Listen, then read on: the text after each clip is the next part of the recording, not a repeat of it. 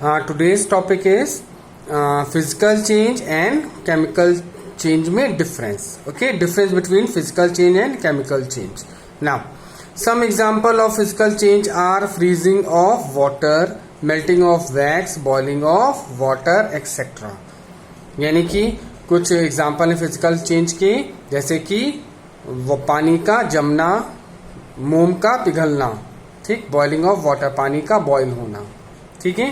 Chemical change में a few example of chemical change are digestion of food, यानी खाने का पाचन होना, बर्निंग ऑफ कोल, कोयले का जलना, रस्टिंग यानी कि जंग लगना, ठीक.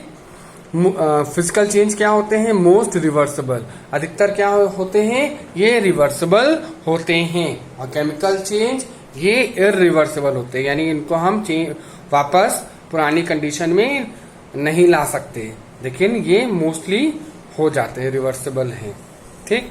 No new substance is formed, इसमें कोई भी नया सब्सटेंस नहीं बनता है. One or more new substance are formed, chemical change में एक या एक से कई ज्यादा नए सब्सटेंस बन जाते हैं, ठीक. Physical change is a temporary change, यानी एक ये टेम्परेरी चेंज है, ठीक. और chemical change it is a permanent change, यानी कि एक बार जो चेंज हो गया वापस से बदला नहीं जा सकता, इसलिए इसको हम परमानेंट चेंज कहते हैं, ठीक. Physical change it involves very little to no absorption of energy, यानी फिजिकल चेंज में किसी भी तरह की एनर्जी का इस्तेमाल या तो बहुत कम होता है या ना के बराबर होता है, ठीक.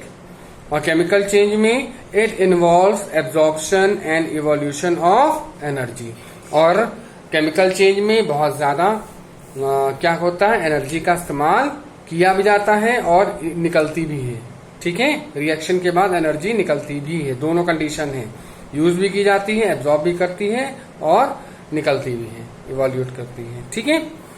In it affects only physical property that is shape, size etcetera. Physical change में केवल ये मैटर का क्या करता है? केवल उसकी फिजिकल प्रॉपर्टीज यानी कि शेप, साइज, ये सबको चेंज करता है, ठीक. लेकिन केमिकल चेंज में क्या होता है? It affect both physical and chemical properties of the substance. ये फिजिकल और केमिकल दोनों प्रॉपर्टीज को क्या कर देता है? चेंज कर देता है, ठीक, एकदम नया सब्सटेंस बना देता है, ठीक है. नेक्स्ट टॉपिक इज कोरोजन, ठीक. कोरोजन मतलब क्या होता है? क्षय होना, यानी किसी भी वस्तु का क्षय होना, उसे हम क्या कहते हैं? कोरोजन कहते हैं, ठीक है.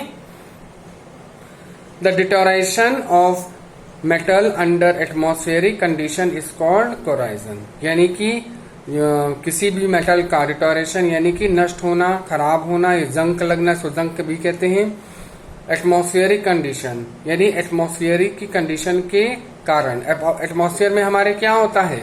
एयर होता है, एयर के पार्टिकल्स होते हैं, और एयर क्या वाटर मॉलिक्यूल्स होते हैं, एयर होती है, यानी ऑक्सीजन भी होती है. तो ये ऑक्सीजन, वाटर, ये सब क्या करती हैं? ये मेटल के साथ रिएक्शन करती है और क्या लगाती है? जंग लगाती है. जब मेटल में जंग लगती है तो मेटल क्या होता है? तब धीरे धीरे खराब हो जाता है, ठीक है. वही क्या कहलाता है? कोरोजन कहलाता है, ठीक है. Corrosion include tarnishing of silver articles. अब कोरोजन सिल्वर आर्टिकल्स यानी कि चांदी की चीजों को भी क्या करता है? कोरोइड करता है, यानी कि उसको भी जंग लगाता है, क्षय करता है.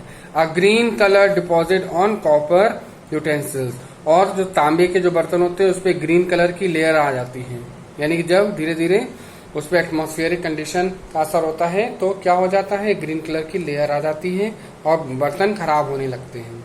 रस्टिंग ऑफ आयरन, और लोहे में जंग लगना, ये तो सबने देखा ही होगा, लोहे में जंग लगता है, तो ये भी क्या है? कोरोजन होता है. तो ये सब एग्जाम्पल है कोरोजन की. आयरन नेल और other iron object when expose to moist air gradually develops a reddish brown covering around it, यानी जो आयरन नेल है या कोई भी ऐसा आयरन का ऑब्जेक्ट है जो मॉइस्ट एयर, जो नमी वाले इलाके में होते हैं, तो उनके ऊपर क्या जम जाता है? रेडिश ब्राउन कलर की कवरिंग जम जाती है, ठीक.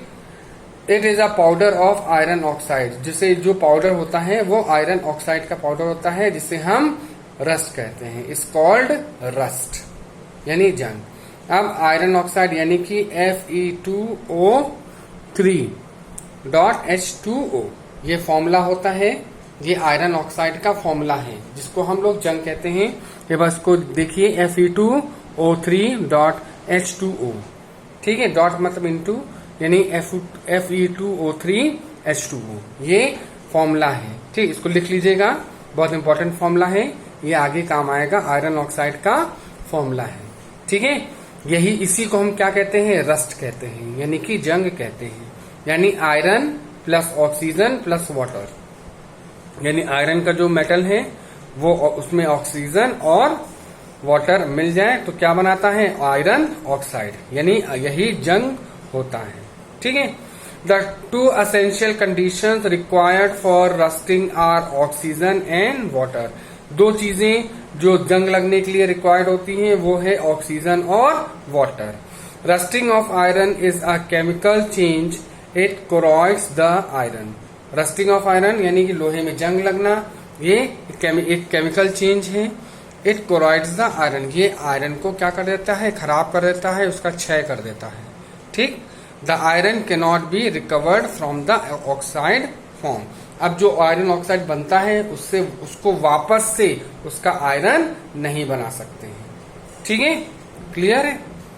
Method of prevention of rusting. अब इस रस्टिंग से बचने के लिए कौन कौन से मेथड हम इस्तेमाल करते हैं।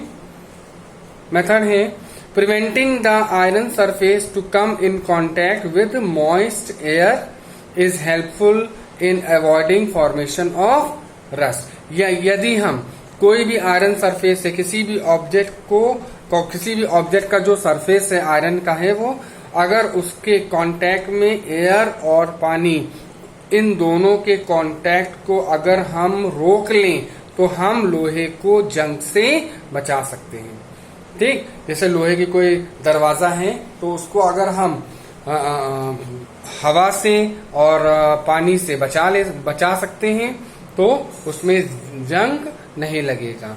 Coating iron objects with oil, tarnish, paint etcetera. अगर हम किसी भी आयरन ऑब्जेक्ट में ऑयल लगा दें या पेंट कर दें, ठीक, तो क्या होगा, उसमें हवा और पानी दोनों का असर नहीं होगा और उसमें जंग नहीं लगती है।